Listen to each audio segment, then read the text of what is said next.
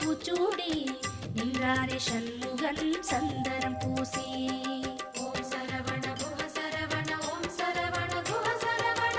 பன்னீரில் நீராடி சம்மங்கி பூச்சூடி நின்றானே சண்முகன் சந்தனம் பூசி. தங்கரதமாடி வரும் வள்ளல் முகம் கோடி பெறும். தங்கரதமாடி வரும் வள்ளல் முகம் கோடி பெறும். வள்ளல் கரத்தாலே வாழ்வு வரும். குஹன் என்றாலே சுகம் என்றாகும். குஹன் என்றாலே சுகம் என்றாகும். பழனி மலையில் பழகும் உறவில் பாசம் பிறக்கும்.